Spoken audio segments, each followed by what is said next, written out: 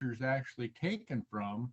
And if you click on that, it'll take you and you do a 360 view and everything. Oh, really? Yeah, it's pretty cool. Oh yeah, that's cool. Because I'm amazed every morning on my Chromebook. I take and I do a screen capture and I stick them all into the into Google Photos, and I have a file there that's and I just have that coming on. They're really gorgeous pictures. I mean, my They're just amazing. If you zoom in on them when you're in there, well, they're what, 155 miles up there or something, taking the picture, and it's that clear. Yeah, it's truly amazing. Truly amazing. I haven't had any repeats yet. Have you had any repeats of backgrounds? Like so far, they're all brand new ones that keep coming out. Oh no, mine keep going around the same ones. I get a new one every day. Did you put the little slider on there that says change daily? No, I didn't see that. Yeah, go into the landscape section on your and then there's a little button there, and if you just click that, it'll change them every day for you. Ron, Fred Flintstone never acknowledged anything. I'm going to kick him out of here. Yeah, he's not actually in the meeting, is he? No. Does anyone hold on? Whoa. Does anyone know who Fred Flintstone is? Has anyone got any idea? I know who he is, but he's not somebody who's a regular here. You know. Do you know his name? Do you know his name? No, I've asked him to identify himself, and he has refused. Okay. So I'm removing him. Okay. He's now gone. All righty. Is the live captioning on? Sorry, what's that? Is the live captioning on? Should be. I turned it on. Just click and request it. I saw the notice come up before. Yeah, it should be on. Yeah, that's a good feature. I hope everyone, if you want to turn on live captioning, if you're having hearing problems, you can just turn that on, and it will transcribe, which is sort of cool.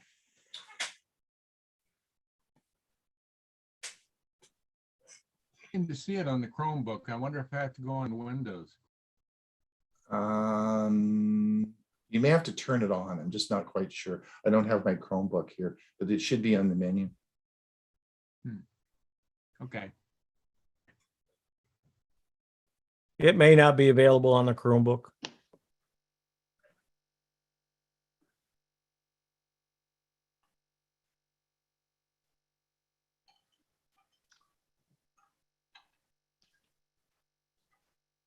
Yes, welcome everyone. If you haven't, I've said this before, but if you are new here and you just came in, say hello. If you're, is Paul Folds here? Is Paul? Does anyone see? Did Paul come in? Paul is a retired lawyer. He emailed me, and he does a lot of work with seniors, and he listened to the promo and said, "Can I come to the meeting?" And I said, "Sure." So if you see a Paul Folds come in, we should say hello to Paul. That would be great. There's a Paul here, but not the one you asked for. Paul Folds, yes. He's actually a retired lawyer. Where's James? Is Jim Glass here today? Maybe you can talk to Jim. I haven't seen Jim. I haven't seen Jim either. Yeah. Very good.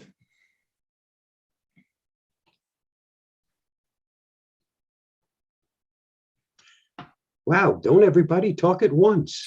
Yeah, come on. Amazing. Why is everyone needs another 52 people here and it's quiet. We need Anne Marie, say hello. Hello, how are you? I'm barely here. Good morning. How come? How did your week go? We had Thanksgiving at my daughter's yesterday, because on Thanksgiving Day, everybody's gone other directions. So that was a hard day. I'm still tired. We drive 50 miles and all day long, but it was fun. It was great. You had a good time with your family? Everybody was there. Yeah. We don't have that many. We have a son and a daughter and 3 granddaughters. That's it. That's that's a fairly big table set. That was cool. Nice. Yeah, that's good. Everyone, it's a nice week. Everyone's going to have a great time. Hopefully they'll enjoy their families. We will on Thursday. I'll be mentioning this in the main show, but we won't be having Tech for Senior live this Thursday. That of course falls on Thanksgiving, so we won't be having Tech for Senior live. And also, Hewie and I are taking the week off from learning Chromebooks, right, Hewie? Or are you going to, I'm not going to be there. Are you going to be there? Nope. All right. So, right. So we're going to take that. I'm gonna be eating turkey. There you go. So we're going to have our next learning Chromebook will be, of course, in December on the fourth Thursday of the month, 23rd. the 23rd. You're going to send an email out to everyone about that as well for our learning Chromebook group. We talked Probably, about that. if I remember. I'm reminding you. I'm reminding you. So I just remind everyone, because we probably will get some people show up, and it will be and no one's going to be there. Bill James. Oh, Bill, where did Bill go? I want to ask him if he ordered that toaster. Did you order that toaster? Unmute yourself. You're muted. Unmute yourself. Bill, you're muted. I found in the States it's available from Crate and Barrel and Williams Sonoma. The question I had, did you order it? I haven't ordered it yet. Oh, I got to tell you, I've got a new gadget coming. This is going to be really, really cool. And I'm going to make a little video on it. So just let you know that it's some more technology is soon to arrive. I think everyone will find it interesting. But I'm not going to tell you what about. I'm sorry. I was going to say the question about changing the wallpaper on a daily basis. Mm-hmm. You click on the category that you want on your Chromebook that you Mm-hmm. want for the wallpaper. Mm-hmm. At the bottom of that, at the top of that list, you'll see change daily. So just click on it. Right. Yeah, just change it. Anne-Marie, did you have a question? I see you're going to share something else with you. Sure, go ahead. We are planning a Christmas party, virtual Christmas party via Zoom at the club. Mm-hmm. And we did that last year. And this year I came up with even more. We're going to do a Christmas karaoke via Zoom. One of the other things we're going to do. That should be cool. Yeah. Should be fun. Yeah. Let me warn you about that. We did that last year with the speed of everybody's internet. It doesn't come out really good. Well, We did that last year. I'm just going to play the video and everybody can sing along or not. Who cares, right? So Okay. there's the karaoke things, but we're also going to do other games. And then they always get an Amazon gift certificate that we have prizes, for the winners. So I'm planning it. It'll be great. Excellent. There you go. Thanks. Greg, go ahead. Hey, yeah, the guy that had the bad karaoke, maybe she's got better singers. Has anybody heard from Murray? How's he doing? Murray's doing great. We heard from him. Was he on the show on Thursday? Last week. Last week. Yeah. Yeah, that's good. Yeah, Thank you. Yeah, he's doing fine. Bill, go ahead. Can you hear me now? Bill H on Ooh. Windows. Bill H on Windows. Are you Windows 11? No, actually, Ooh, Terrible sound. Whoa. yeah. You're echoing something fierce. is that better? No. No, still echo. You have more than one device on.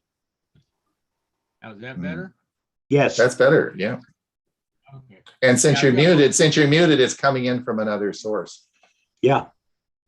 And you're right about the live captioning being only on Windows. I can't see it on Chromebook.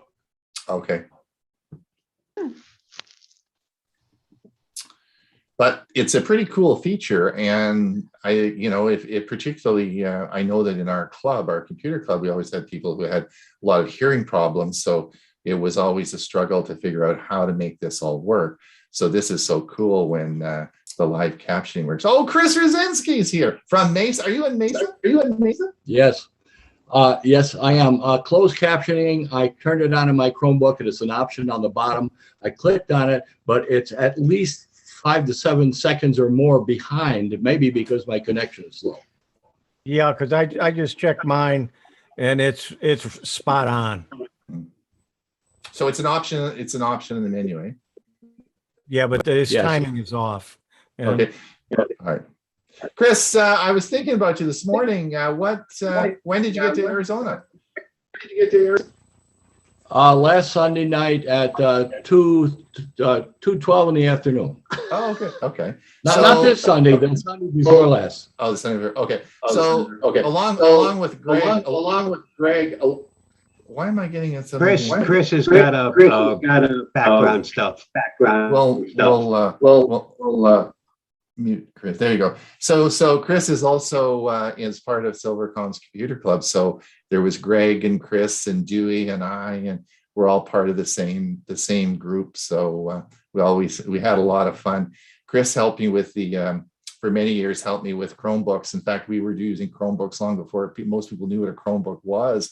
And so we ran a Chromebook SIG for a lot of years and had some fun with that. Did you notice we've been bumped off the top? Yes, but I'm still at the top. Oh, though. yeah, you're on the top. I'm on the top. Well, you're always going to be on the top on your own screen. Mm. Mm. Good point. Good point. Good point. Excellent. So that's good. So hopefully, Dave has his hand up. Dave, go ahead.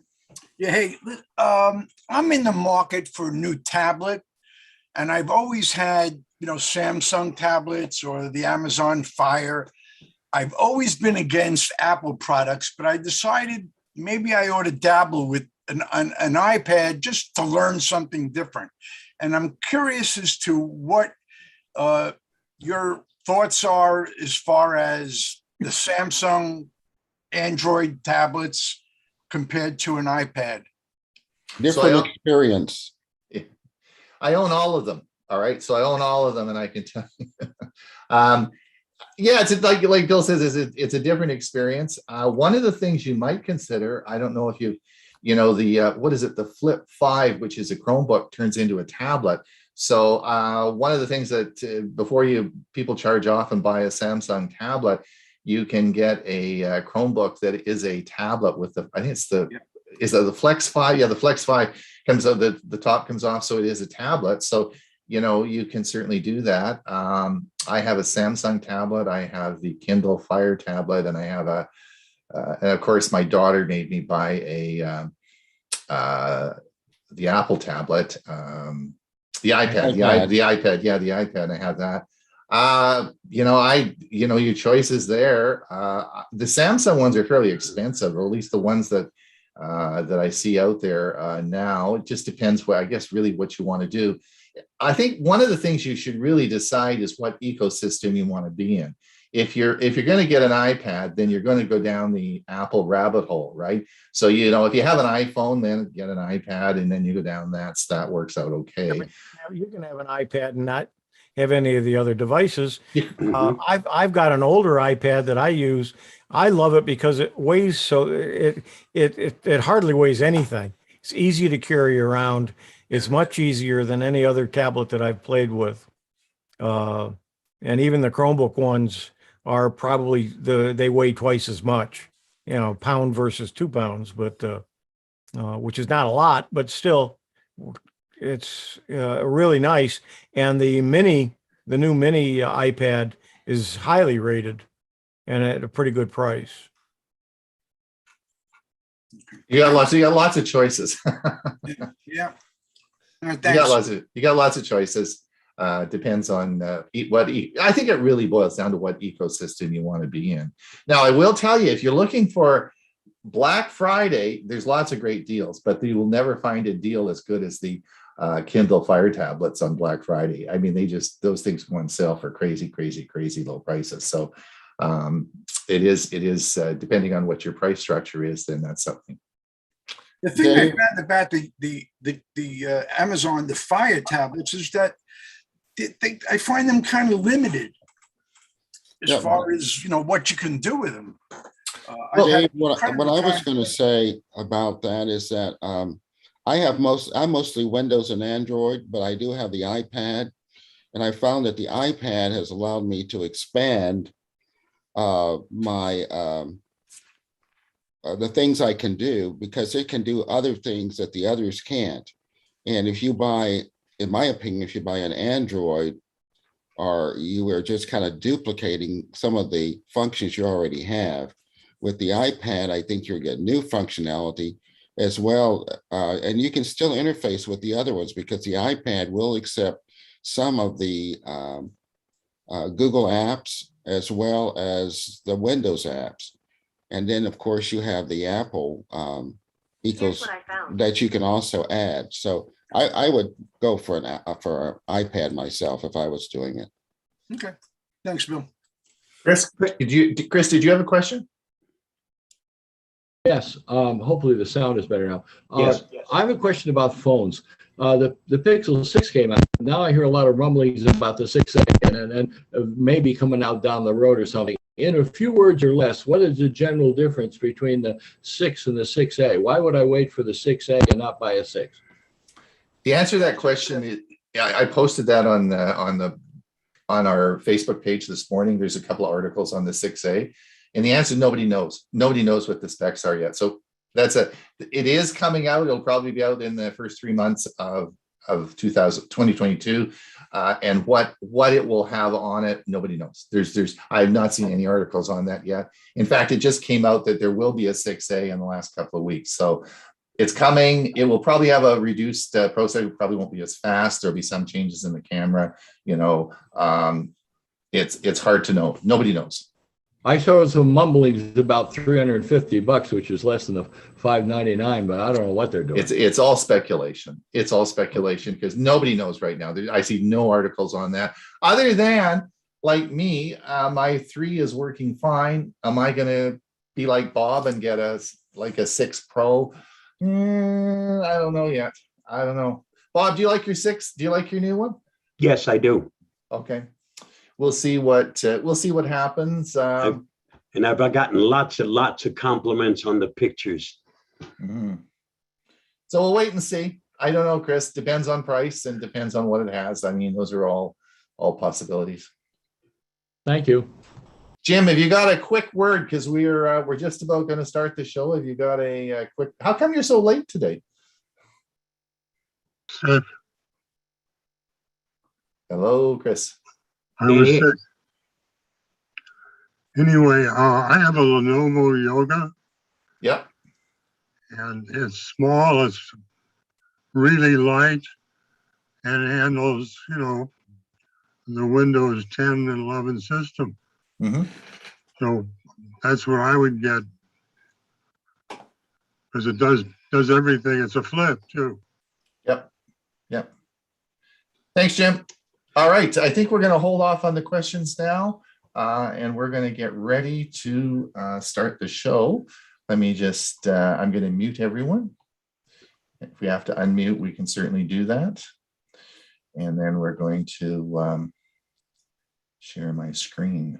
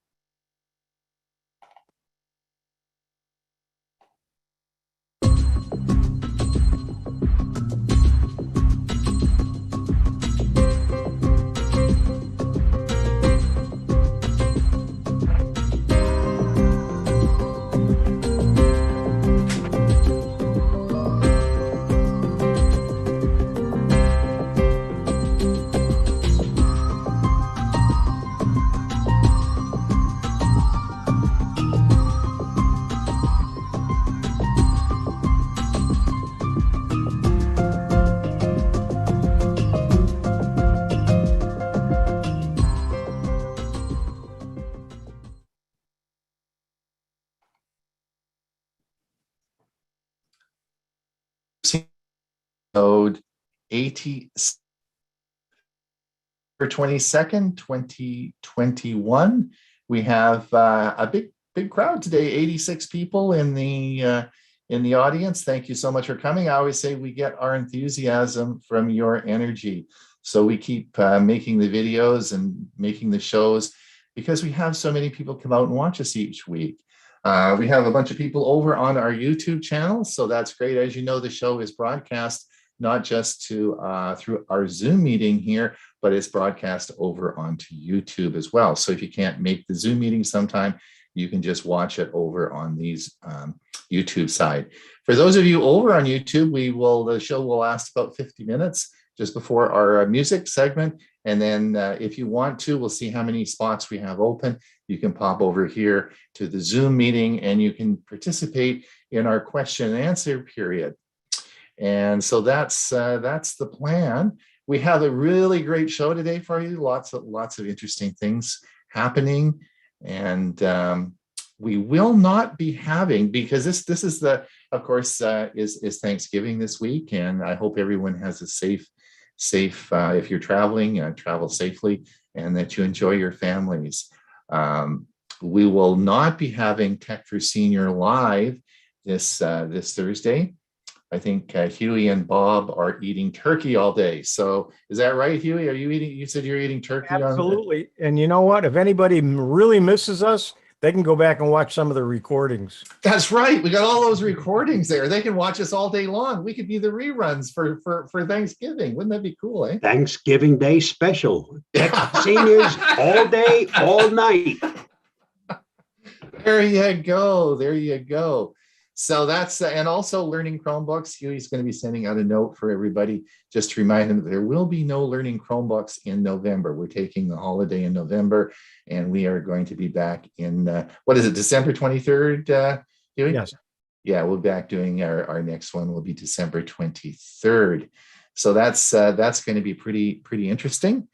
I want to thank Ann Peabody for her generous donation to our Ko-fi fund. Thank you. Thank you, Ann. For those of you who, let me just play it. Hold on a second. I just got to play I had so much fun making this intro. This is sort of what we're going to do today. So rather than me tell you what we're going to do, let me just share the screen and we'll just play this. Hey, it's Ron Brown. I'm out for a cycle in Comox, British Columbia on my e-bike. I just remembered I better invite you to our November 22nd meeting of Tech for Seniors. Yes, we have a great show for you on Monday. I'll be starting out with the introductions. Then, of course, Bob will have his latest security update and lots happening there. We're going to follow this with Dewey's Tech Talk. He's got some great topics for you on Monday. And then I'm going to be talking on two-factor authentication, the 5 things you know to prepare yourself for the mandatory two-factor authentication that Google is rolling out now. So you better be prepared. And then Hewie's going to talk on Internet Archives again, and he's going to tell you about the Wayback Machine. Bob's going to talk about a new Chrome feature, copy link to highlight, and Ray has some toe-tapping music. We'll finish it off with top of the hour for a question and answer period. Then we'll move on to our Premiere service, our YouTube Premiere service, and have we got a lineup for you today? Yes. Dewey Cluse is going to talk on browser extensions. Ray's going to tell us how we can log on with Windows Hello. Huey's going to talk on tips and tricks with your Chromebook. And I'm going to tell you how to find apps and install them on your Chromebook. All on our Adobe Premiere service coming after the show. So lots happening on Monday. Be sure and come and visit us. Details at www.techforsenior.com. So there we go. Dewey said he got motion sick watching it. So I'll try and do a standalone one next time. Anyway, let me introduce everyone today. Hewie, what's your plans for Thanksgiving? Turkey dinner here at the house. How come you didn't invite me? I did. Oh, did you? I didn't get the invite. Maybe I did. I don't remember. I thought you turned me down. Oh. All right. Well, hopefully you have a good dinner and lots of fun, and we will for sure be ready to go. I guess the following Monday, because we don't have anything to do all week. We got the week off. Yeah. Mm-hmm. Indeed, Bob. What's your plans? I'll be spending it with some of my kids, grandkids and great grandkids. Oh, that's cool. Yeah. Yeah. Are you got any Black Friday buys that you're going to get, or you've already? No. I spent my load when I bought that Pixel 6. No. Okay. All right then. And then Ray, what's happening? Do you have family up? What's your plans for the week? Yes, actually, two of my three daughters do live in the Phoenix or Scottsdale area with their kids. So my daughter, whose birthday is on the 26th of November, so it's always right around Thanksgiving. She likes to host it and have it and makes it a great meal. So it'll be a Thanksgiving birthday party. Hey, there you go. Well, hopefully you have a great time. And Dewey, you are busy packing and getting ready to head south, eh? Yes, we are flying out a week from tomorrow night, tomorrow afternoon, actually, from the Twin Cities to Mesa. There you go. And there I you just go. wanted to mention something, Ron, that I record my presentations usually in one take. Consequently, I usually have some reading errors, which have been a little bit worse since I had my stroke 5 months ago. But anyway, I just want to tell people, read what's correct is on the text, not what I say for the most part, because if I mess up, I'm sorry about that, but that's the way it is. We'll try to do better. And I want to learn to edit my videos with Screencast-O-Matic, which Bob uses, but I haven't had time to learn it yet. So have a great day. Okay, thanks. Yeah, I know it's really frustrating. I mean, the video you'll see today, there's some typo errors in it. I mean, I don't know. You can look at these over and over and over again, but you always have some errors in them, and that's just life, right? What do you think, Bill? What's your gadgets? Are you going to spend time? What are you doing? Are you having Thanksgiving dinner with your family, or what's? No, I'm going to have family Thanksgiving with friends. I got to get my gadget article prepared today, and something for Anne Marie is that another fun game might be Singo, where I'm going to try to do that with Christmas carols for my club. It's kind of a musical version of bingo. There you go. Roberta said with the price of admission, they expect perfection. All right, listen, what did you say? I didn't hear what you said. Roberta had said that with the price of admission for this show. Send me some info. I don't know what you're talking about. It's Singo, S-I-N-G-O. It's a musical version of bingo. Oh, okay. And I find it online like that? You should be able to find some examples. Thank you. All right, so follow up in sort of before we get to my segment today, I wanted to just bring up an article this morning that I read, and this was cybersecurity company NordPass, which sells password management service, has published its list of top 200 most common passwords in Canada, and says too many Canadians are using passwords that are easily guessed. But there are a few entries that were unique to Canada, NordPass says. Canadians and perhaps the largest number of country-related passwords. Canada was the 5th most common password in this country. Another one was, of course, Toronto, Montreal, and Canada won. There were also differences in the types of passwords preferred by men and women. Canadian men were 3 times more likely to use password like hockey, while passwords with women were honey, you, princess, and sunshine. NordPass says that 144 out of the top 144 passwords that Canadians use, all of them could be cracked in less than 1 second. So therein lies the which Bob has of course been saying for years, right? And therein lies one of the big topics today will be the mandatory 2-factor authentication that Google is rolling out, and many of you probably already have it. So we're going to be talking about that today, and that's exactly why this is happening, is because passwords just don't work. Bob, speaking of security, are you ready to roll? I think I am.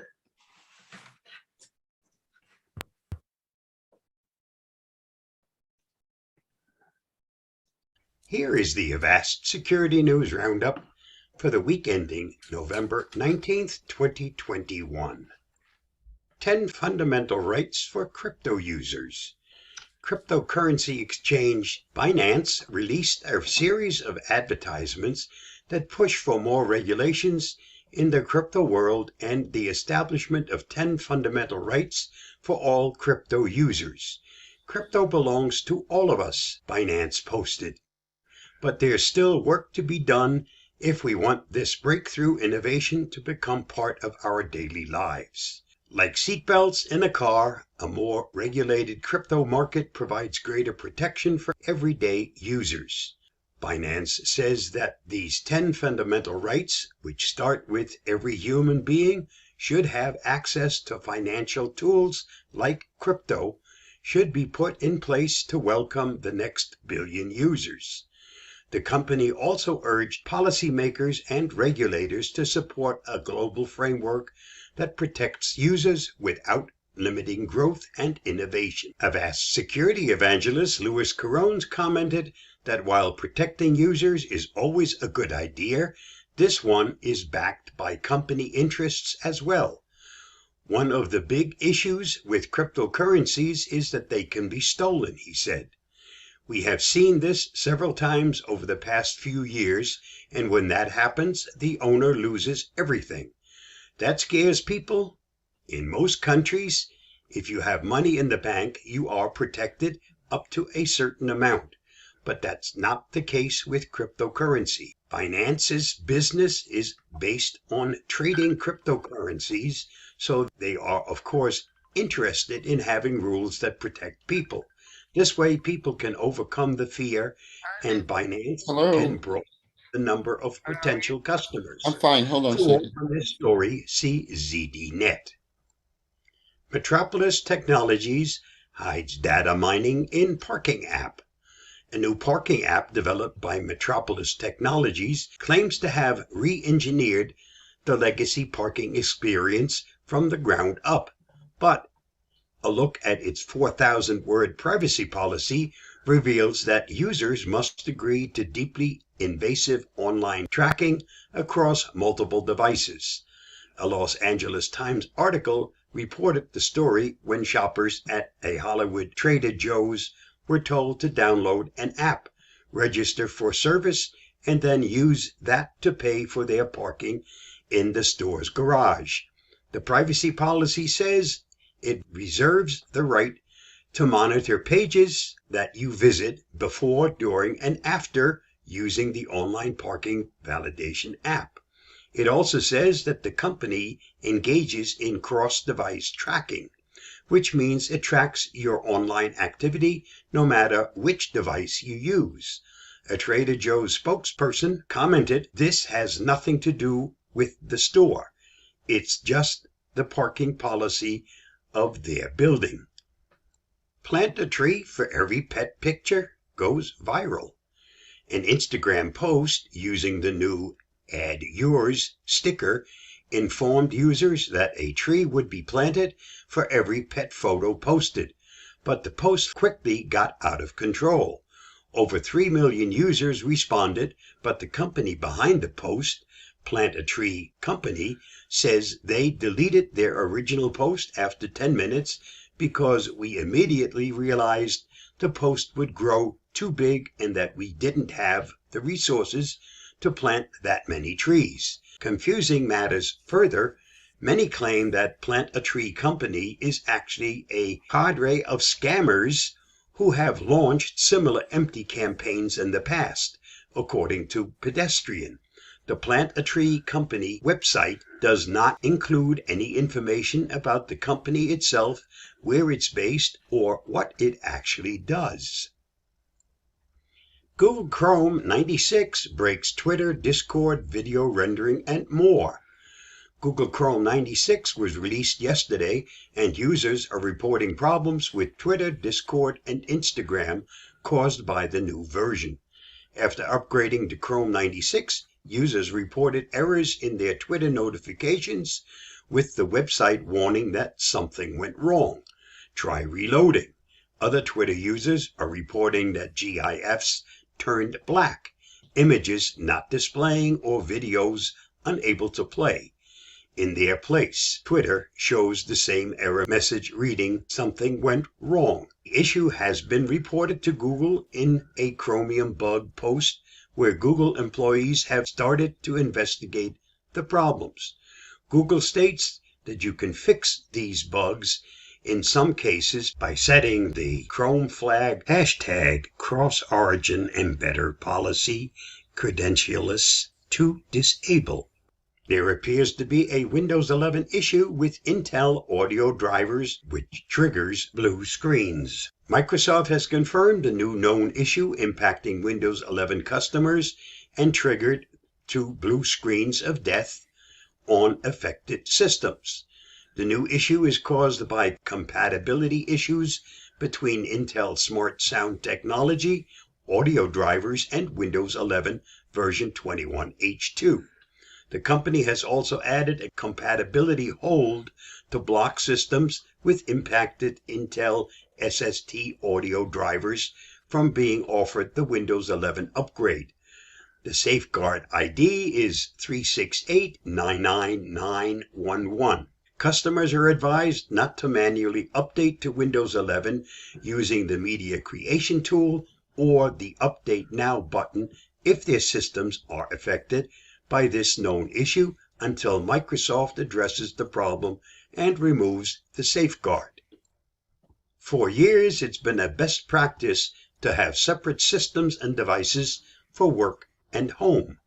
Findings from a new survey carried out by Avast underscores the fact that companies and employees aren't following the best practice at an alarming rate. Follow the link below for the full report. And that wraps up this week's Avast Security News Roundup. Stay safe, stay secure, and I'll see you again next week.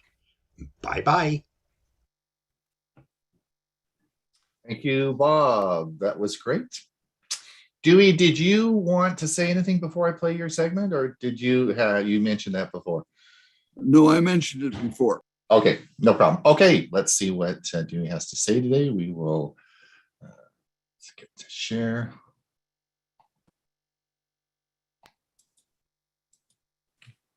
Good morning, friends.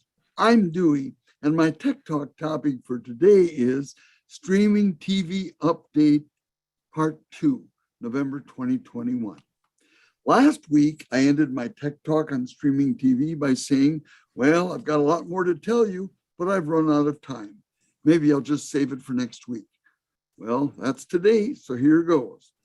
A recent article at cordcutters.com noted that the popular streaming service Pluto TV had just added 10 new free channels to its holiday streaming lineup. And here's what's new. Well, first, of course, for those who aren't familiar with Pluto TV, it's an AVOD, advertising-based video on demand service, which means it's totally free. It's owned and operated by Viacom CBS Streaming. Pluto TV has more than 250 channels, and as of last July, it had 54 million monthly users across 3 continents. It's had marvelous growth this year. Streaming Pluto TV is easy because you don't even need to register with an email address or input credit card information. Just fire up Pluto's website or the app, and you can start watching TV shows immediately.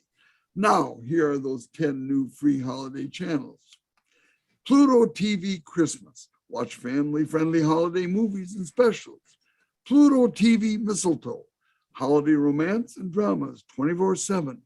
Home for the holidays. Festive recipes for great holiday cooking all month long. Cena Navideño. Christmas and holiday specials in Spanish. Crackling fireplace. Natural sounds with a roaring fire. Festive fireplace. Enjoy a traditional Yule log and holiday music any time of the day. Holiday lights. Fill your screen with wonderful displays and delightful holiday music. Vivo Holiday. Current and classic videos to help you celebrate the season. Rainbow Squad. Join the power of holiday spirit and the magic of friendship. Lego Kids TV. Ninjago, Friends, SETI, and more. You have everything here on demand, Those are Pluto TV's words, and it's free. Now, on the heels of that announcement by cordcutters.com came another one from that newsletter noting that Pluto TV was adding an additional 5 channels. We just talked about Pluto, but these channels include Iron Chef, 48 Hours, Teen Mom, there's another, Pluto VS, and a collection of TV's best physical competition shows. Even at $0 per month, Pluto TV is a bargain, and it has less commercial breaks than most AVODs. Not to be outdone, cordcuttersnews.com also reported that the Roku channel added 15 new channels to its free TV lineup, which already includes over 150 channels and a live channel guide pictured to the right. I'll spare you listing the 15 channels, but for your information, the Roku channel is readily available on all streaming devices, including Apple TV and Amazon's Fire TV. Andrew Heinzman, writing at ReviewGeek.com, suggests that if you use Chromecast, don't update your smartphone to the new Android 12 operating system. The reason? It's because of a legal dispute that caused Google to disable one of Chromecast's key features in Android 12, the ability to adjust the volume and playback of your streaming stick or smart TV from your phone. Being able to control volume and playback using your phone's volume rockers and touchscreen has been a hallmark of Comcast's protocol going way back. Of course, the latest Chromecast streamers arrive with its new remote control.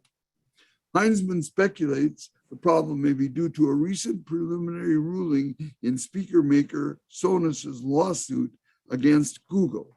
Sonos claims that Google infringed on several of its smart speaker patents.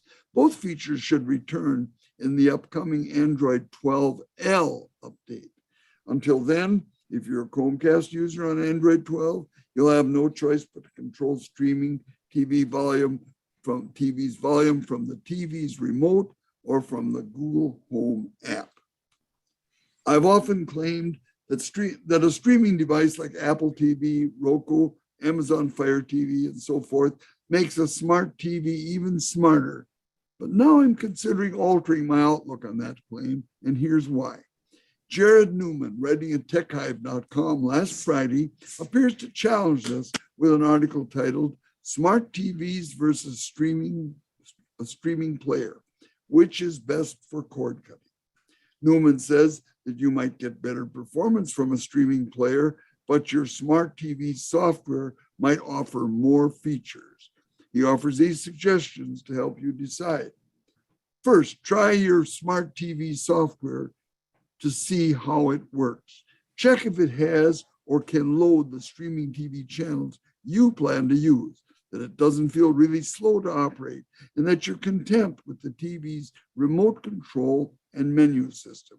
If so, you can probably get by without parting with some bucks for a streaming device. However, you should know some downsides of smart TVs. They tend to have a poor record for long-term software updates, can be privacy invasive, and might use slower processors that drag down responsiveness and load times. You can avoid these problems by buying what I'm now calling a smarter smart TV.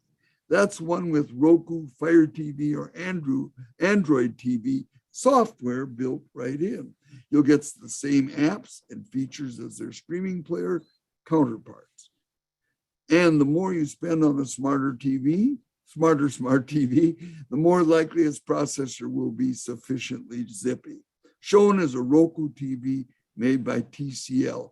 And of course, I can tell you that this will warm Ron Brown's heart because that's his TV of choice, as I understand it. Another area where such smart TVs excel is in providing a simpler HDR or HDR Plus setup automatically. You needn't worry about HDMI cables or inputs to achieve the best quality. Many Samsung and LG TVs come with detailed channel guides, as you see to the right here. That's one from LG. These channel guides are for over-the-air antennas, and some smarter TVs running Roku, Fire TV, and Android TV software as well.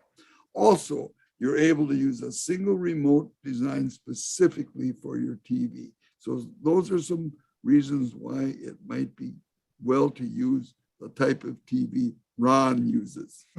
Some Android TVs and Fire TVs, including Amazon's new Omni TVs, have built-in microphones. So you can launch video, control playback, adjust volume, or switch inputs without touching the remote. This is simpler than setting up a Fire TV Cube or trying to pair an external smart speaker with your streaming player. If you're using a Roku TV with the company's sound bars or wireless speakers, you'll get hassle-free setup and the ability to control settings through your TV's remote. That's great.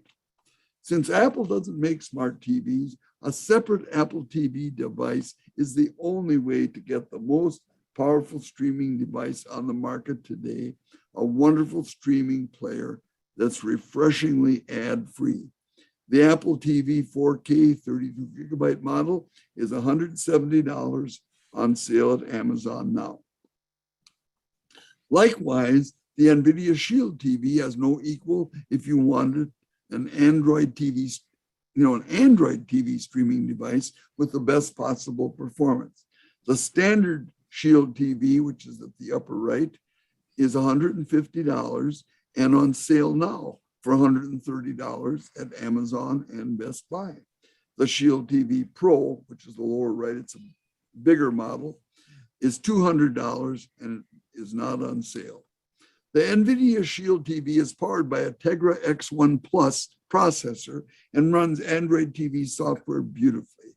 It supports Dolby Vision HDR, Dolby Atmos surround sound, and does 4K as well. Also, you can stream straight from your phone with its built-in Chromecast 4K. That's pretty neat. It comes in a tubular body, which NVIDIA says can help avoid wireless interference. It has a gigabit Ethernet port and a micro SD card slot for storage expansion. You can control a Shield TV with your voice using Google Assistant and issue commands with Alexa through an Amazon Echo speaker. Though it's kind of long in tooth, the NVIDIA Shield TV is still first class. Well, that's my Tech Talk story for today, and I'm sticking with it. Thanks for watching. Stay safe, and we won't see you again, or we won't see you next week because my honey and I will be packing next Monday to leave for Arizona the very next day for our special place there at Silveridge RV Resort. But we will see you on Monday, December 6th, and I'm looking forward to it. Bye now.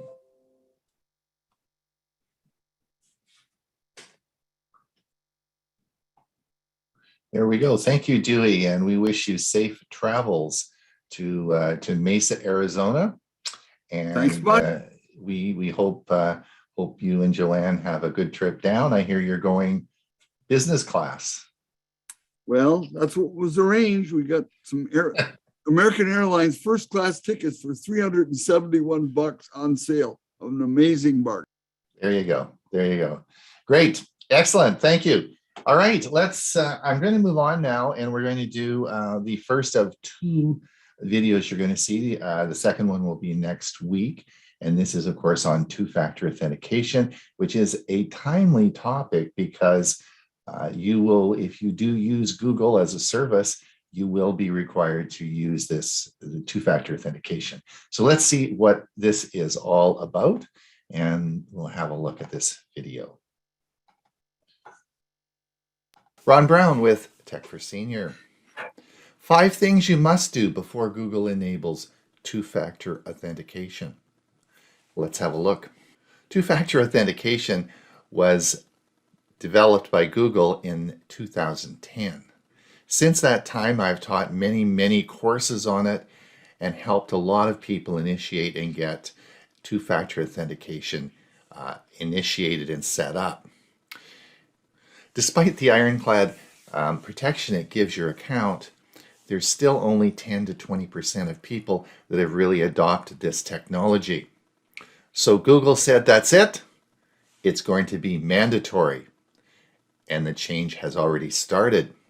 So two-factor authentication will be required for your Google account. What has happened in the last couple of months? Well, those of you who are YouTube creators, in other words, if you've uploaded a video to your YouTube channel, then you will be classified as a creator, and you must have two-factor authentication turned on in October, a couple of months ago. So that has happened to those people. And Google now is moving into the next phase where it's auto-enrolling 150 million people into two-factor authentication. So it is extremely important that you watch this video, because the 5 things you need to do before they do this are so important. Because if it gets mixed up, you are going to have to phone Google, and nobody wants to do that. So be sure and watch this video. I will have a second video coming out next week that will explain the 4 phases of two-factor authentication and the changes that have occurred. So if you do teach two-factor authentication, there are some changes that are occurring with this auto rollout, and I'll explain those in the second video next week. So let's have a look and see what you need to do. You remember the like and subscribe routine. If you like this video, please click the like, and we'd sure appreciate it if you would subscribe to the channel. It really helps us make videos like this. Let's get on with the show. Now let me just clarify. What we're talking about today is two-factor authentication. And from this list, you'll see that I have two-factor authentication enabled on all these accounts: Google, Microsoft, Amazon, Facebook, LastPass, PayPal, GoDaddy, Twitter, and MailChimp. All these are protected because two-factor authentication is turned on. What I'm talking about today is Google. Google is making you turn on two-factor authentication for protection. This is what the 5 things you need to do to make sure that this process occurs smoothly. Tip number 1 is do not share an email address. In my 10 years of working at Silvercom CTC, a computer club at Mesa, I found that about 20% of people had a shared email address, such as marthaandjohn@gmail.com. This does not work well for two-factor authentication. Part of the problem with that is that your email address in most cases is the name on your Google account. It is actually your Google account. So you're not just sharing an email address, but you're sharing a Google account, and this does not work. It will become apparent how this turns out in the next video. Now in Martha's case, I would recommend Martha, if she wants to, she could continue using the name marthaandjohn@gmail.com, but John should have his own Gmail account. Now he probably has an Android phone, and if he does, he actually will have an email account and a Google account with that name on it. Tip number 2, you will require your own cell phone. Two-factor authentication is going to work by sending what we call a push notification to your cell phone to authorize entrance into your account.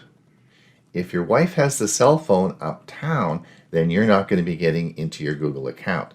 So each member of the family is going to require a cell phone. Tip number 3, you will need to know what your Google account is and password. Now this may seem very obvious, but associated with your Android cell phone is a Google account, and you need to know what Google account was used to set up that phone. You can find that in the settings. Otherwise, when you get your push notification, it won't be going to the right. Know what your Google account is and password. Now, in most cases, this is your Gmail address and password. If you're using an iPhone, the process is just a bit different.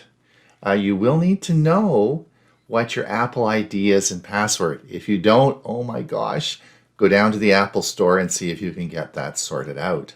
Once you do, You will, if you use any Google products on your iPhone, such as Chrome or Gmail, then you will be required to log into your account and you will get a notification on your iPhone, very similar as it is on Android. The two-factor authentication has been built into Safari for a number of years now. Now, tip number 4, you will be required to receive an SMS text message. Whoa, what's all that about? Most of you are probably receiving texts on your phone through messaging apps, such as WhatsApp or Facebook Messenger. There's over 100 apps that will send you a text to your phone. This is not what we use in two-factor authentication. We use what we call SMS texting, which is through the cell phone company you're dealing with. This is where the SMS text will come through your cell phone provider, and it actually lands in the same place the messaging apps are on your phone, so it looks pretty much the same. But it does come from your cell phone provider through a separate service. And the example I've given you is an old cell phone. We had SMS text messaging before internet was discovered or invented or created. So this is a very secure method by which you can receive text, and this is how you'll be getting the notification on your cell phone for two-factor authentication. Now, I don't think this should be a hardship on you, as that almost all cell phone plans I've ever seen allow you to receive a SMS text message. You won't need to send the message, you just need to receive it. So you should be okay with this one. Tip number 5 is please keep your cell phone number. Now, this is going to be a big change for snowbirds going south, because I know if you're Canadian and you head south, you're all going and getting a consumer cellular SIM card and getting a US number while you're in Mesa, Arizona, enjoying the sun. This is a very bad idea and will not work with two-factor authentication. I've given lots of courses on travel around the world and how purchasing local SIM cards can be a great way to get cheap internet. Well, unfortunately, this just isn't going to work anymore because your two-factor authentication is tied to your phone number. So you must keep that phone number. Do not swap out another SIM card while you're traveling. You won't be able to get into your Google account. Well, this week, if you notice something new, like when you go to log into your Google account, your phone buzzes, and there's a notification there saying, "Is this really you?" You'll know then that Google has turned on two-factor authentication for your account. You should be fine if you follow these steps. I'll have a complete video on this for our next week's show, and I'll link it in the link below here as well. I think most of you will find this an easy transition. I'm happy Google is doing this. I think this is going to offer extra security and protection for you. So until we see you again next week, it's Ron Brown with Tech for Senior. Bye now. All right, there might be some, I'm going to hold questions on that. There are probably lots of questions, and we can certainly address those in the question and answer at top of the hour. Hewie, are you ready to roll? I am. In 1 second.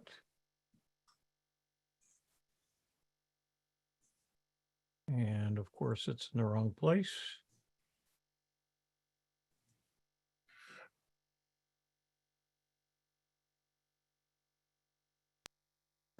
Please like this video and subscribe to our channel. Tech for Seniors present the website of the week with Hewie Poplock.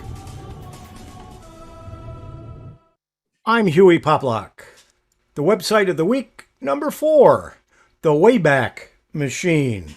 No, not Mr. Peabody's Wayback Machine.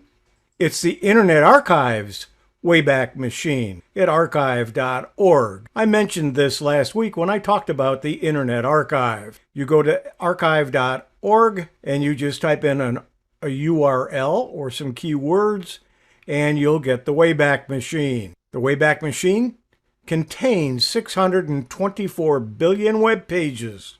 750 million pages are captured per day, and 550,000 users are on the Wayback Machine per day. Why would we want to look back at a website? One is nostalgia, or history, the history of a club, an organization, a company, whatever the website was. Recently, an organization contacted me that they were interested in a website. They had had one and lost contact with the person who developed it. They didn't have the password. And so I went and through the Wayback Machine was able to look at it, reclaim some graphics, and reclaim some of the images, and reclaim some of the information to be used at least in research and putting together a new website. And then just plain old curiosity is another reason to look back at a website. This is how you get to it. Here is an example. It brings up a list of all of the dates that it had checked the website and gives you a calendar that you can choose which snapshot to look at. This happens to be a website of a company that I used to own, a computer company. This was from January 25th, 1999. It shows the number of visitors since 1996 of January. However, that number doesn't show because that was coming from a different website. Here are some of the things we had on our website, including classes on the internet. TSD Systems is conducting seminars about the internet for those who want to learn more about what the net is and how it functions. Entrepreneurs and business professionals will discover the lucrative benefits of using the internet, advertising, and doing business in cyberspace by attending this 3-hour seminar. You will see ways in which you can operate much more efficiently. Times certainly have changed. Let's go to my website, Hewie.net. It's been saved 229 times since the year 2000. It actually went online in 1995. Here's what it looked like in 2000. And this was December 4th, 2000. And you could choose topics. And those topics were, so this started out as my bookmark list and making it public. Then let's look at another date. Let's look at July 11th, 2011. And I had changed the website. And on the WinSig page on my website, it says, I have led the Central Florida Computer Society Windows Special Interest Group for over 15 years. That was in 2011, 10 years ago, and I'm still leading that group. So I've been doing it for over 25 years. And here's some information from my blog and from the welcome page. Here's the blog. Let's go to December 19th, 1996 for the Central Florida Computer Society. December 19th, 1996. This is what their website looked like. This was the program that was being presented by Symantec, Run Your PC by Remote Control, PC Anywhere 32, remember those days? And this was June of 2002. The website changed its look. And then also in May of 2009, let's take a look at the leadership. The president was Stan Wallner. Stan's the president currently. I was vice president at the time. One of the directors was Ted Goodwin and Mike Ungerman. You've probably met on some of the programs. Bob Black is still a member of the board of directors of CFCS. Here's that whole page. If you kind of glance at it, you'll see my picture several times, see Stan's and Mike's picture, and some of the others several times on it. This is another page from May of 2009, where Glenn Cofield from Smart Guys Computer. Smart Guys is still a major supporter of the Central Florida Computer Society. So this is the website of the week, the Wayback Machine. I'm Hewie Poplock. Well, you went way back, eh? And you can pick whatever website you want. Most likely had captures of it, and it's a lot of fun and a good time waster if you have nothing else to do. Yeah, and imagine how they store all that stuff. Like that just boggles my mind. I don't understand that, how they store that. That's just incredible, eh? All right. Yes. Now the next, Bob is going to show us a new feature in the Chrome browser. I use this all the time. This is so cool. You'll find, because we're always sharing articles we want to watch and so on and so forth. So Bob, show us this. Something new in the latest release of Google Chrome browser. If you've updated to version 96, there's a nice new feature as part of this new release that you might find as interesting as I did. Let me show you what I'm talking about. When you highlight a part of an article that you'd like to share with others, it becomes very easy. Just highlight what you want to share, do a right click, and you'll find something that says copy link to highlight. Select it. Now, if you want somebody else to be able to get to this article and you start off your conversation with them with the information you've just posted, very simple. Go to your email, and in this case, I'm going to send it to myself. Do a right click, paste, and what I just highlighted is now in the form of a link. So I'll send this thing out. Here's the email I just received with the link. And when I click on this link, it takes me right back to that article that I wanted to share with someone else. And the part that I created a link to is highlighted, but it gets the information to someone else who you'd like to take a look at that particular article. Nice little addition. By the way, if you don't like it and don't intend to use it, you can disable it. For me, this makes life a lot easier. Stay safe, stay secure. I hope this helps. So if you're looking at an article and it's a 3-page article, and on the 3rd page, there's a paragraph about something I want Bob to have a look at. And I'm doing this all the time. And I say, okay, so I can just do what Bob showed you how to do. When Bob gets that link, then when he clicks the link, it'll scroll down right to page 3, right to that particular paragraph I want him to look at. And this is such a big advantage, because normally if I send Bob, if it's a 3-page article and I say, oh, Bob, can you look at page 3, paragraph, whatever, he's got to go and find it and, look at, figure out where it is. Or if you just send the link, then he's got to read the whole article. So this takes you right. This is just great. I think it's great, Bob. Thanks for doing that. Yeah, it's really, really good. Now, I will say, we talked about this on one of the other support groups I frequent. And it works on most places, but it doesn't work on all places as you travel around. So you may find that it doesn't work everywhere. So it is but it works in most places and is very good. Ray, before I stop our live stream, I think that's the next thing. Are you ready to roll? Yes, sir. All right. Just let me say goodbye to those people over on our YouTube stream.